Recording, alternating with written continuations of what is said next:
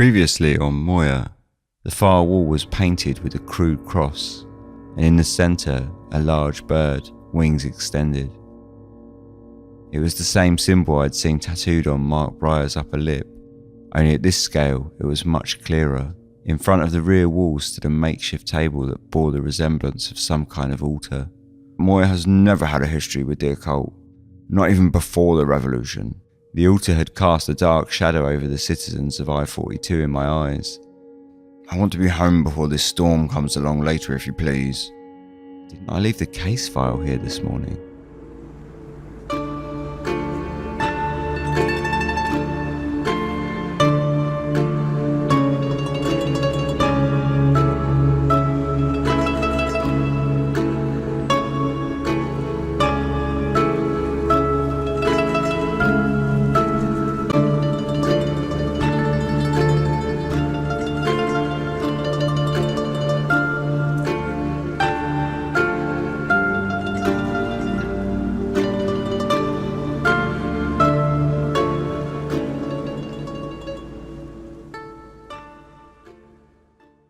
I awoke in no more comfort than I had fallen asleep the night before. It had been both unnerving that someone had been in my motel room when I was out yesterday, and at the same time, I was struggling with trying to understand exactly what they had been looking for. The case file was not a particularly important piece of this whole puzzle, that rather than unfolding, was becoming more muddled by the day. The singular piece of paper was simply a note and held no real information of any importance. I had turned this over in my head as I drifted to sleep with the security of the large bolt chain on my door firmly locked in place. There was only one reason someone might be interested in the document inside the file, and it did coincide with an occurrence that now felt very awkward.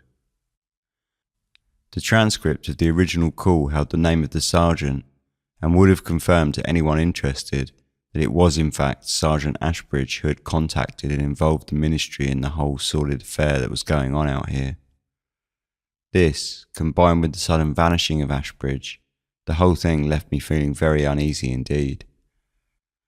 As I sat up in the bed and stared out the window to see the blizzard still falling outside, I clung to the hope that it was simply the weather that could explain his disappearance rather than anything more nefarious. I had hoped to drive over to the station again today, but with the storm as it was, I decided instead to sit tight and hope that Ashbridge would contact me here.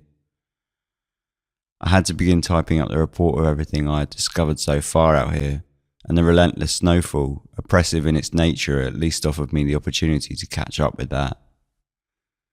This evening was the official midwinter address from our great commander, and I wanted to catch it on the radio. If I started work now, I could get up to date with time to spare. I braced myself to go out into the snow which, as last night, was still falling heavily. Thick white flakes whipped through the wind, creating a relentless blanket, filling the air with a dense haze. I carefully walked to the boot of the ministry car, grimacing as the chill wind bit at my face, and pulled out the rugged case that carried my word processor, and then jogged back to the motel room. I had some hope that concentrating on the report would at least take my mind from Ashbridge and force it from being occupied by the clock on the wall. I sat up on the bed and slipped the word processor out onto my lap. Switching it on, the small blue LED light flickered and the gentle hum gave me an immediate focus. To work, James. Once again, we are seeing out another winter season. And every day we stride forward towards the spring, seeing off the great struggles we face as a nation together and prospering. I greet you all today as we are, and as we have been many times in the past, affronted by severe weather. As always in the past, I hold no concerns and know that we will, as always, with revolutionary enthusiasm, conquer our natural enemy and with glorious enthusiasm march on towards the ever-nearing dawn of another prosperous spring season. Let us, with the great spirit of self-reliance and self-development that our glorious nation was founded upon, prepare our tools and ready ourselves to battle all struggles that rear their heads in our direction. Let us embrace a new era of success with thanks to our single-hearted unity of all people in the great nation of Moya. So come, as the snow falls upon us and threatens to dampen our spirits, hold our heads high and march forward dynamically to a bright future. Let us emerge victorious and together usher in a new golden age of self-reliant strength in the face of our enemies. Each of us all, together in unity, for revolution and for Moya. I switched the radio off and a heavy silence fell inside the car. The bright neon motel sign had not been turned on all day, and now as night fell, the snow in the car park refracted a soft orange glow from a few street lights that lined the motel cabins. Just as I turned to open the car door and prepare myself to step into the blizzard, I noticed a slight movement below the dark sign. I was sure I wasn't mistaken, but I still had to squint to double check. There is surely no one out walking in this weather, but there was. Under the monolithic sign was the unmistakable silhouette of a person. They were seemingly walking into the falling snow with some stubbornness, though their advancement was slow. I popped the door open and stood aside the car, lifting my head from the collar of my coat momentarily to call out to whoever it was now lumbering slowly into the car park. "Hey, you okay? Over here." I waved my hand in the air and gestured for them to come over, though they made no acknowledgement, just continued lumbering slowly forwards. As they drew closer, I could make out the features of a middle-aged man, though his hair was unusually long, whipping around his face in the bitter wind. I closed the car door and jogged around to the front, looking to approach them as an ominous fear crept over me. The man walking was coming softly into focus through the blizzard, and he looked as if to be in a very sorry state. His walking was stunted. Each step dragged his feet through the snow, and each small movement forward looked to take colossal effort. His arms hung by his sides, and he wore just a flimsy shirt and slacks. I cast aside any doubt and skipped forwards out into the open space of the car park and called out again. "Sir, are you okay? I'm here to help." Running across the snow was difficult going, and I did so at half pace, though still, within a few seconds, I had closed the gap between us to around 10 feet, when the man lifted his head, looked towards me, and slumped to the ground, first to his knees, and then, as if the life was pulled from his back in an instant, fell straight forward, face first, into the snow. Kneeling down beside him, his back rose and fell as his breath inhaled and exhaled with a heavy rasping. "Sir, can you hear me? I'm going to help you, sir, don't worry." Collecting the man up into my arms was easy. Despite the dead weight, he weighed a fraction of a man his size should, and I could feel how emaciated he was through his thin clothes. I strode as fast as I could whilst concentrating on maintaining secure footing, back through the snow, and turning my back to my motel door to knock it open, sat the man down in the armchair. The room fell into a comforting silence as the door slammed shut behind me, closing the weather outside. The man sat slumped and motionless, and I now realised as the adrenaline started to recede that I had no idea what I should do with him. I grabbed hold of the door handle and once again strode out into the freezing cold night, skipping precariously towards the motel owner's cabin. I had not seen him all day, but he couldn't have gone anywhere in this storm. My fist hammered onto the metal door as I reached the cabin that sat bereft of any life. Nothing. I hammered again and, mercifully, saw through the small window a soft light flick on and heard the scraping of the latch on the back of the door. "Everything all right, Agent Nevin? You look a riot state. Come in, come in. You haven't been out in all this, have you?" No, but I've just met a man who has in the car park here. Can you call the doctor for me?" "Oh yeah, of course I can, yeah. But he's not going to be happy coming out in this. Still, that's supposed to be his job, innit? Leave it to me, Agent. Get yourself back inside." His calm nod reassured me slightly, and I recomposed myself and gave him a nod in return. Thanks. Just get the doctor to come down to my cabin as soon as he can. He looks in a really bad way. I will do, Agent. You get yourself back in the warm.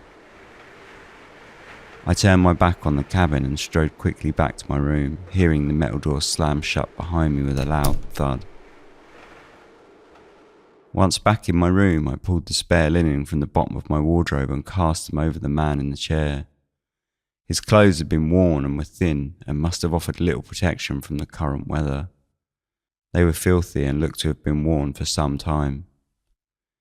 He lifted his head slowly and then let it loll backwards onto the rear of the armchair. At least his head was upright now. In the light of the cabin I could see him clearly, and it was striking in the extreme how gaunt and thin he actually was. The skin of his face stretched tight over his skull, his cheekbones protruding sharply below his eyes, which were blackened and sunk deep into his blank face. His hair fell to his shoulders and was dark and tangled, the matted strands falling heavy with the damp of the snow over his pale complexion. He gave the appearance, all told, of a man who had been living feral in the wilds for an extended period. "You're okay now. The doctor's on his way," I said, in part to reassure the strange man and in part to reassure myself. "Who are you? Do you have a name?"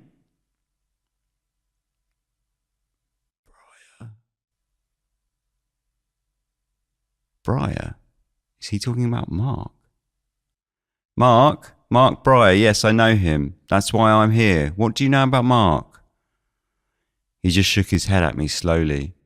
Each movement seemed to take all of his effort, and it was quite an unbelievable act of defiance for him to have been upright just a few minutes previously.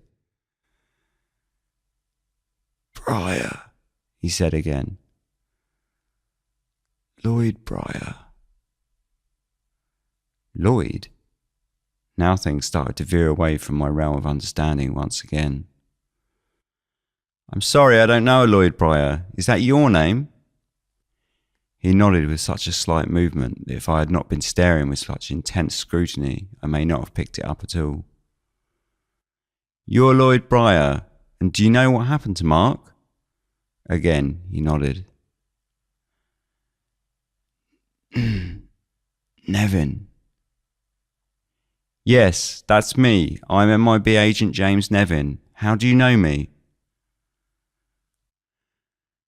"Robbie. Ashbridge." "I haven't been able to get hold of him, but don't worry about that. We'll get to Ashbridge later. The doctor's on his way first." This was useless. He was in no state to explain anything, but he knew something about Robbie, and I now found myself crouching to my knees and placing my hands on the arms of the chair on either side of the man, who was, by now, clearly struggling to retain consciousness. I felt it best not to mention Robbie's eventual fate. "Robbie came to see me. How do you know him?" He closed his eyes and his head fell backwards into the corner of the chair. His breathing was more shallow now, but it had at least lost the rasp. I left him to be and began pacing the room, waiting for the doctor to arrive. The door knocked and I sprang forwards quickly, almost leaping to the door. I swung it open abruptly. "Well, you look a picture of health. What's dragged me out here on this night then, James?" "Oh, thanks for coming so quick, Doctor, and I'm really sorry for calling you out." I stepped aside and gestured for him to come in, at the same time allowing him to see the man sat in the chair behind me. When the doctor saw him, slumped in the chair, he snapped his head back to me, eyes wide. The man was a strange sight, and the doctor's look of confusion and panic was well understood. "I know.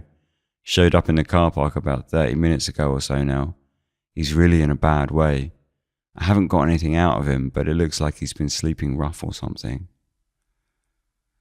"Sleeping rough? In Moya? I've never seen such a thing.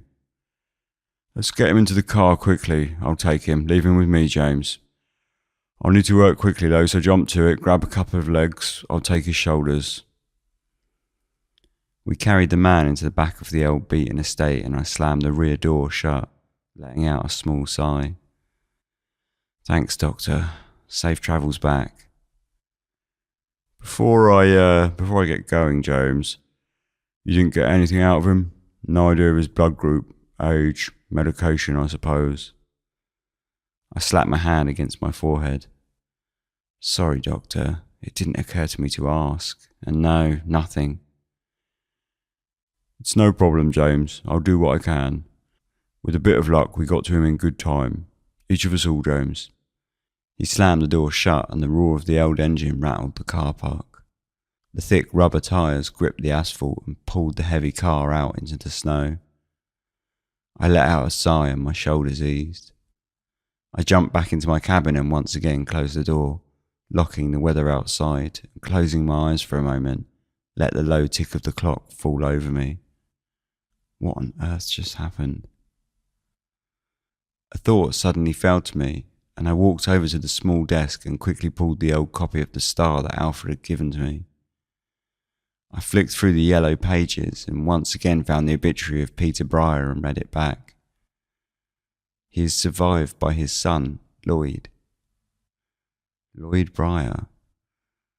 Lloyd is Mark's dad. I thought he had been reassigned out of the system. What link did he have to Robbie? At least some of these questions I could easily find answers to. I picked up my coat and again stepped out into the night.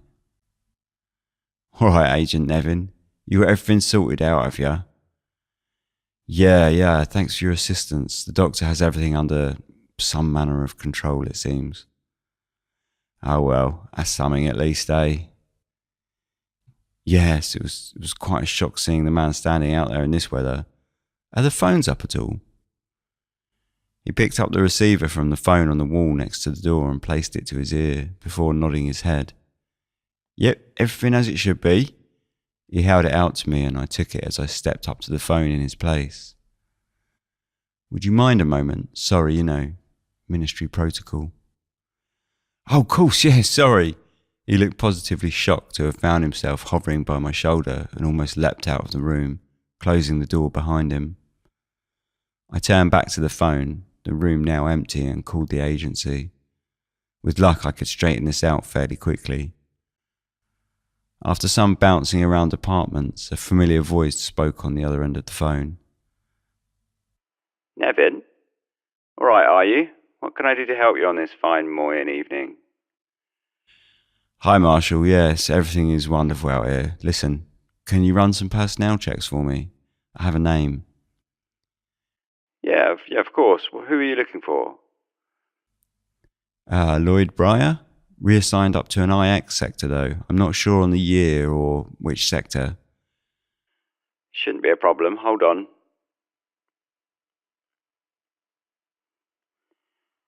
How are you spelling that, James? I'm not getting anything.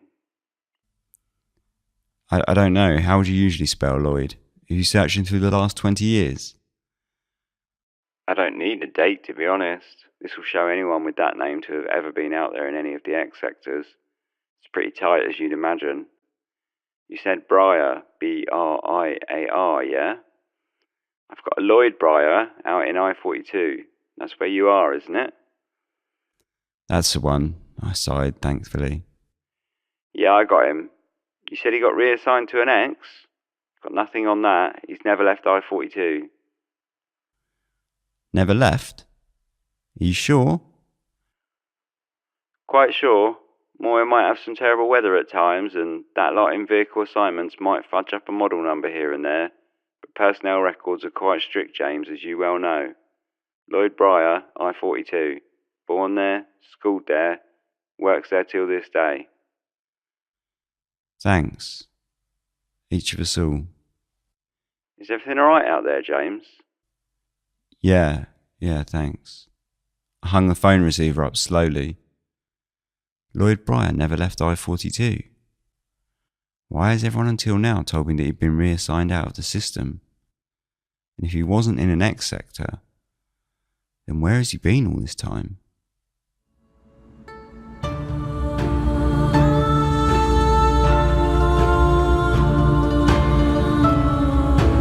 Moya was created by Ben Cutmore. Intro and outro music is used under Creative Commons Attribution License and is called Russian Winter by Tim from tabletopaudio.com. You can help support the show by heading over to patreon.com/Moya podcast, and as thanks you gain access to a private Discord server, as well as early access to episodes and all that other good stuff. Thanks for listening.